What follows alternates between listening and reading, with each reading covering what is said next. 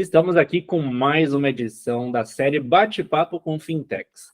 Para você que ainda não viu nenhum dos nossos vários outros bate-papos, a gente sempre traz aqui algum especialista, algum C-level, algum atuante nesse universo de finanças e tecnologia, para a gente conhecer mais sobre a solução e também conhecer mais sobre possibilidades que muitas vezes brasileiros, sejam pessoa física ou pessoa jurídica, nem sabem que existem. E hoje a gente está muito feliz aqui com o episódio de hoje, porque a gente está trazendo um dos ganhadores do Prêmio Melhores Fintechs 2022. Para quem não sabe, anualmente a gente faz essa votação popular para reconhecer as fintechs destaques de cada categoria. E hoje a gente está muito feliz aqui de receber a YouLend. E para falar da YouLend, eu estou aqui com o Gabriel, ele que vai primeiro se introduzir, depois comentar um pouco da solução. E para começar, então, Gabriel, primeiramente queria agradecer ter topado participar desse bate-papo e queria pedir que você se apresentasse, por favor. Ô, Vitor, obrigado pelo convite aí, cara. Deixo o meu apoio aqui já é aberto aqui para a iniciativa. A gente é super entusiasta da fintech, tecnologia, inovação, tudo aí que a gente em conjunto aí do meio tecnológico vem construindo. Então, obrigado pelo convite. Bom, eu trabalhei no mercado financeiro ali até 2018, fiz engenharia, mas trabalhei no mercado ali até 2018, e ali em 2018, quando o Banco Central trouxe algumas inovações ali para as regulações de fintechs, principalmente na parte de crédito, eu e a Bia, que é cofundadora aqui da YouLend, nós saímos lá do banco, a gente trabalhava num banco de atacado, e fundamos a YouLend. Bom, e a YouLend aí, nesse conceito aí que vocês já conhecem, de desintermediar crédito, de pegar ativos de crédito que estariam em balanço dos bancos, empresas que estariam tomando crédito em banco, pagando spread bancário, pagando imposto alto, um monte de ineficiência ali do sistema bancário, aqui no conceito da YouLend, captando dinheiro diretamente de investidor, né? Então, a gente dissipa esse spread bancário aí que iria para banco e a gente coloca no bolso aí para rentabilizar investidor e capital indo para a empresa, indo para a esfera produtiva, aí trazendo também mais eficiência, capital a custo menor e contribuindo efetivamente ali para a esfera produtiva, né? Muito bom. E acho bacana comentar com o pessoal, quem acessar, por exemplo, o site da Fincat, procurar a YouLend, vai ver que a YouLend e um grupo de outras fintechs estão em duas categorias. A gente tem uma frente da YouLend, que é para quem está querendo fazer investimentos. E a gente tem uma frente da YouLend para quem está buscando crédito. A plataforma vai justamente fazer essa conexão. E aí, pensando nessa ideia, pensando lá na nossa plataforma, queria que você explicasse como funciona essa tal conexão entre esses investidores e as pessoas, empresas, né, no caso, que estão buscando crédito, e daí, na sequência, a gente evolui com mais um pouco sobre o tal do peer-to-peer lending. Perfeito. O conceito macro é bem simples. A gente conecta o capital do investidor diretamente à empresa que está precisando de capital para crescer a operação, capital de giro para cobrir descasamento de caixa, aumentar a produção, plantar mais, produtor rural, estoque, tudo, as mais diversas utilizações aí de capital. Então, o conceito é bem simples e isso surgiu aqui no Brasil. Nosso mercado de capitais ele ainda é pouco desenvolvido em relação aos países de primeiro mundo, né? Essa semana mesmo saiu uma reportagem ali do Ministério do Ministério da Economia comentando que nos Estados Unidos o volume de crédito que as empresas tomam, de capital que as empresas tomam diretamente de investidores fora do sistema bancário é 5 vezes maior do que o que elas tomam no sistema bancário. E aqui no Brasil é menor, não é nem 5 vezes maior, né? Aqui no Brasil as empresas, o volume de ativos de crédito está infinitamente mais no balanço dos bancos do que no bolso dos investidores. Então a YouLend surgiu nesse contexto. As grandes empresas já têm uma prática comum de captar dinheiro por meio de emissão de títulos que são vendidos para investidores ali no mercado de capitais. São as debêntures que as grandes empresas aí listadas nas bolsas emitem, né? Só que o processo de emissão de uma debênture, de um título de dívida aí mais estruturado, é muito caro. Então, empresas que faturam menos de 200, 300 milhões de reais ano, raramente faz isso porque o custo é muito maior do que a economia de juros efetiva que vai acontecer. Então, a YouLend, ela é uma plataforma onde, digitalmente, sem precisar fazer um processo de distribuição de bons, de título de oferta pública, nada disso, a gente aprova, se a empresa é aprovada aqui para tomar crédito, a gente abre uma captação, 1 milhão de reais ali na plataforma, e os investidores conseguem investir em parte dessa captação, e eles ganham pequenos títulos de crédito, né? E no final das contas, a YouLend fecha essa captação, emite os títulos de dívida individuais ali de cada investidor, e o investidor tem um título de investimento ali, que a empresa depois vai pagando parcelas mensais ou semestrais, dependendo da modalidade de amortização ali do empréstimo, e o investidor vai recebendo os juros aí disso daí mensalmente, né, principal mais juros. Então, o contexto é bem simples, o mercado bancário, financeiro, convencional, a maior parte das pessoas sabe, mas em Brasil nem todo mundo sabe. O dinheiro que o banco está emprestando para uma empresa não é do banco, uma pequena fração é do banco, é do investidor, né? Então, o banco, ele cobra um juros alto dos tomadores, de quem está tomando o crédito, e ele paga um juros baixo para o investidor que está colocando dinheiro ali, que é dono do dinheiro, né? Essa diferença, principalmente, é o spread bancário, é o lucro que o banco fica ali. A empresa está pagando 50% ao ano de juros, o investidor está recebendo 10, 11, 12, né? Essa diferença é o spread. Na YouLend, ao invés da empresa pagar 50, ela vai pagar 30, e o investidor, ao invés de ganhar 10 no banco, ele vai ganhar aqui os 30 que a empresa está pagando de juros. E você já até deu um spoiler, vamos dizer assim, para a próxima pergunta que eu ia fazer, que era pensando nos dois, vamos chamar stakeholders, né? Pensando no investidor. Por que ele deve investir, por exemplo, pela YouLend, ao invés de ir lá num título de dívida normal no banco, um CDB, um LC, um LCA, uma debênture? E por que quem está buscando crédito também deve buscar esse crédito pela YouLend, ao invés de ir lá buscar um capital de giro, buscar uma linha de crédito no banco? Vamos chamar não só no banco, mas no bancão, né? Na parte do investidor, o investimento na YouLend está dentro de uma classe de ativos que chama-se crédito privado. Então, quando você está investindo em título público, você está dando dinheiro emprestado para o governo.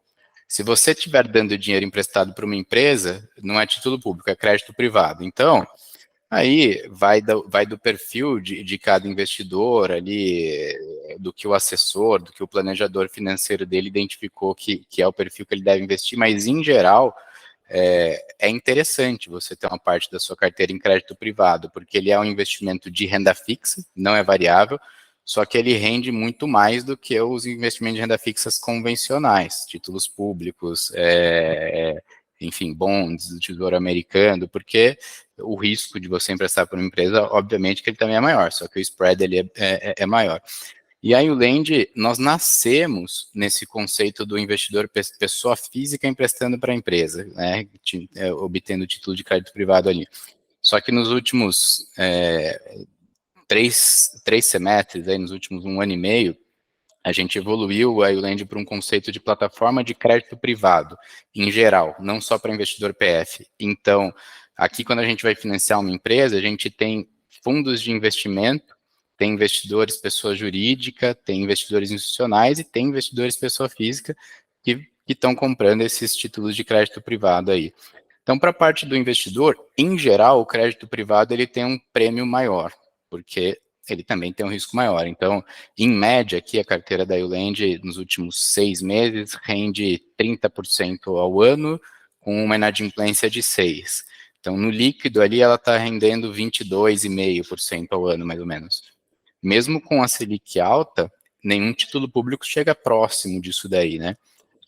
Entretanto, se você tiver um cenário catastrófico economicamente, você tem um risco de perder principal, de perder capital em investimentos de crédito privado um pouco maior do que os investimentos de crédito soberano aí do governo. Então, é uma classe de investimentos que tem a sua particularidade de risco-retorno diferente das demais. Cabe a cada tipo de investidor a avaliar, balancear a sua carteira e ver se faz sentido ou não.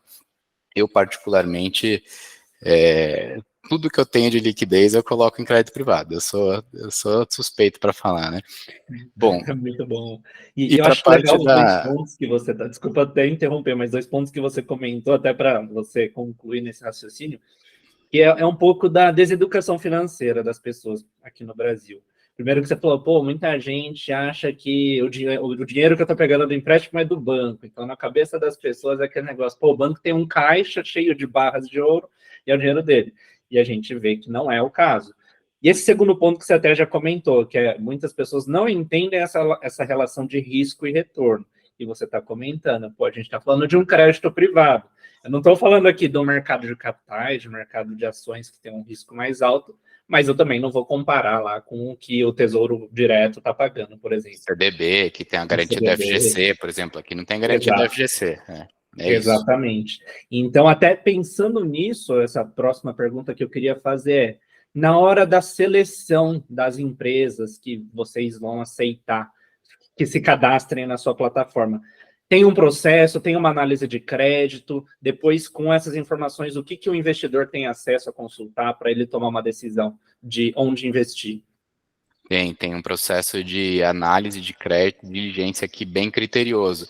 Só trazendo um número, a gente aprova menos de 7% das solicitações de crédito que chegam aqui até nós, e efetivamente a gente financia menos de 3% dessas operações. Por que isso? Porque se você pegar de cada 10 pessoas que estão precisando de crédito, o Brasil, infelizmente, é um país com um histórico grande aí de inadimplência. A gente tem uma base de pessoas negativadas, cadastradas em Serasa, aí, pessoal que tem... A gente deixa a desejar ali em economia financeira, em finanças, né? Não é uma coisa que a gente aprende na escola. Então, em geral, de cada 10 empresas, pessoas que estão precisando de crédito, grande parte delas tem um risco de crédito alto, porque ela já não está conseguindo pagar suas dívidas. Então, a taxa de aprovação para um crédito privado mais conservador que a gente trabalha aqui, ela é baixa mesmo. Bom, mas uma vez aprovada a empresa, aí a gente vai olhar todo o histórico financeiro dela, o endividamento que ela tem no Banco Central, o histórico de pagamentos, o índice de alavancagem, faturamento, margem de lucro dela, se está subindo, se está caindo, qual que é o setor macroeconômico ali, que é o setor que a empresa está operando, se é agro, se é um setor, por exemplo, pandemia, a gente tinha setores ali, turismo, hotéis, restaurante, eram setores que estavam mais arriscados. Então, para você aprovar uma empresa que fosse desses setores, ela tinha que ter um caixa bom, uma condição de liquidez, de respaldo patrimonial ali dos sócios, que garantiriam que essa empresa conseguiria passar aquele período de pandemia sem quebrar, sem desonrar pagamentos. Então, tem uma análise de crédito, sim, extensa. A aprovação aqui, ela segue critérios ali bem rigorosos. Aqui é bem semelhante a bancos, porque basicamente quando você vai analisar se uma empresa tem risco alto ou baixo, e se você deve conceder o crédito ou não, com ou sem garantia, as variáveis que um banco olha é bem semelhante às variáveis do que uma fintech olha, do que um fundo de investimento vai olhar.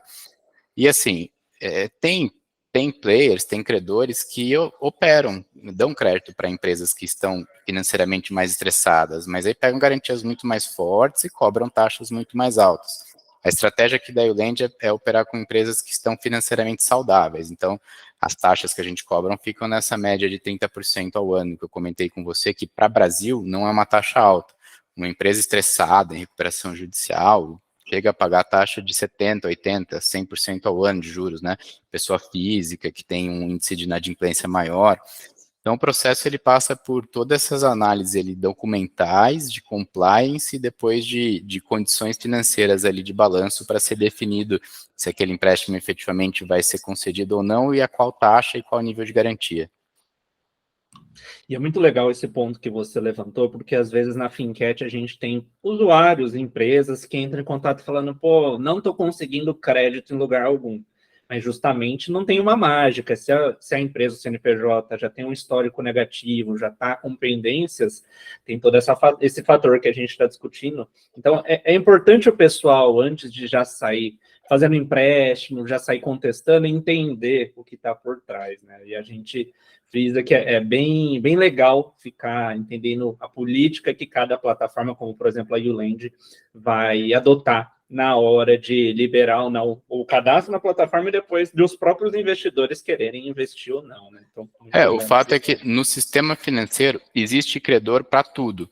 Existem, por exemplo, fundos grandes de 40 bi de reais de PL, que são credores de empresas extremamente high grade, só Vale do Rio Doce, Petrobras, Ambev, são empresas de risco baixíssimo.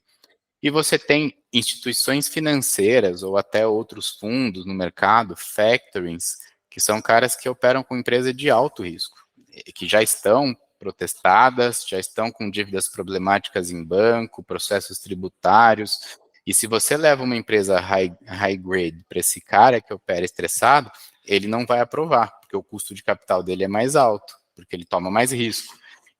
E o contrário também é verdade. Se uma empresa mais high yield vai solicitar crédito num fundo mais high grade, ele não vai aprovar, porque ele fala, cara, aqui você já está com problemas de reestruturação de dívida com bancos, se você não está pagando o banco, por que você vai me pagar? Então, existem mais de 200 instituições financeiras e pelo menos uns 500 fundos aí no Brasil que são credores. Então, é o chinelo certo para cada tipo de pé cansado. Então, às vezes o tomador não está conseguindo crédito por não estar acessando o tipo de credor. Agora, se também o tomador tiver numa condição financeira ali de alto risco, não adianta também ele ter expectativa de que vai conseguir tomar numa taxa baixíssima, ou aquele crédito não vai ser aprovado, ou se for aprovado é com uma taxa maior mesmo, porque é um credor que ele tem que pôr no custo da operação dele um risco maior de não recebimento, né? Então, talvez o pessoal, a gente vê aqui bastante empresário que tem dificuldade porque não está acessando o credor certo. Se você for num banco de primeira linha com um tipo de crédito que tenha alguma coisa não trivial ali, algum risco, provavelmente não vai ser aprovado, mas tem fundos que operam nesse tipo de crédito mesmo. Bom, e seguindo, você comentou até no começo um pouco a questão do Banco Central, olhando para as fintechs, tudo, aí queria saber se, considerando esses órgãos máximos, né, Banco Central, CVM, se você vê que cada vez eles estão mais olhando realmente para as fintechs, para esse mundo de digitalização. Nós da Fincat, que inclusive tivemos uma experiência muito bacana, tanto com o Banco Central quanto com a Fenasbac, que foi com o lab lá do Lift. E a gente queria saber, do ponto de vista de vocês, da YouLend, como vocês veem essa atuação nesse mundo cada vez mais digital também no universo financeiro. Não, com certeza, estão olhando muito mais do que olhava-se há 5 anos atrás, não só o Banco Central, mas os órgãos reguladores em geral, né, o Conselho Monetário, principalmente a CVM.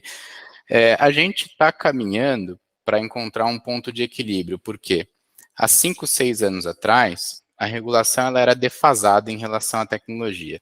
Então, a gente tinha uma série de avanços em termos de desburocratização, de novos players e novos serviços financeiros, que lá fora já existia, e aqui no Brasil a regulação era muito fechada, não podia fazer. E nesses 5 anos evoluímos muito, mas também existe um ponto de trade, um equilíbrio da gangorra, que o regulador, se ele flexibiliza demais, sem criar os mecanismos de fiscalização adequados, você acaba colocando em risco a proteção do consumidor daquele serviço financeiro. Por exemplo, investidor, CVM. CVM, existe aí um equilíbrio contínuo a ser encontrado entre você flexibilizar muito a regulação, e aí você acaba tendo players aproveitando de uma flexibilização regulatória para operar um produto ou operar um tipo de serviço financeiro que pode colocar em risco um capital de um investidor que não tem conhecimento daquele risco que ele está correndo, ou até pirâmide, fraude financeira. Então, o regulador, o papel dele é garantir a proteção do consumidor, do investidor, do sistema financeiro. Só que, por outro lado, você não pode garantir uma extrema proteção do serviço financeiro a ponto de que você barre inovações, porque você não pode fazer nada, né? Então, tem tido um trabalho muito bom de evolução aí, o sandbox de CVM, o Bacen percebeu isso aí num estudo lá em 2016, acho que encomendado pelo Henrique Meirelles, que uma das coisas que o Brasil precisava para ter taxas de juros de tomada de crédito melhor era abrir um pouco mais o sistema financeiro para você estimular uma competição entre os players que já dominavam o mercado, com novos entrantes. Você tem que ter um equilíbrio ali, porque quando você estimula inovação, concorrência, obviamente, sem abrir riscos regulatórios relevantes para o sistema financeiro, quando você tem essa estimulação de competição, você acaba beneficiando o consumidor final, porque você acaba forçando com que os concorrentes busquem mais eficiência, mais inovação. Então tem um equilíbrio aí a ser alcançado, e eu vejo que a gente está caminhando para isso, sim. Muito bom, com certeza. A gente vê cada vez mais iniciativas bem interessantes do Banco Central, né? A questão do Pix com seus avanços, Open Finance com seus avanços, agora a questão do próprio Real Digital. Então é bom saber que cada vez mais, não só o Banco Central, né? Mas todos os grandes órgãos envolvidos estão abraçando a causa. E chegando agora na parte final aqui desse nossa conversa, desse bate-papo, queria que você explicasse para o pessoal, alguém que esteja interessado em investir ou conhecer as oportunidades de investimento via YouLend, como que faz, e o lado de lá também, tem uma empresa, estou querendo saber se eu consigo captar um crédito via YouLend, como que é plataforma, e-mail, então explica brevemente como que é esse processo mais operacional. Super simples, da parte de tomada de crédito, né? Empresários ou produtores rurais ali que estejam precisando de crédito. A gente atua praticamente em todos os canais aqui. O mais trivial é o site, criar um cadastro ali super rápido. Isso vai cair na nossa esteira aqui de análise de desembolso de crédito. A gente vai entrar em contato, vamos passar a taxa, vamos explicar o produto, achar a modalidade de crédito que mais se adequa naquela demanda, naquela necessidade do cliente. E na parte de investidor, seja fundo, seja pessoa física, pessoa jurídica, também é um cadastro bem simples ali no site.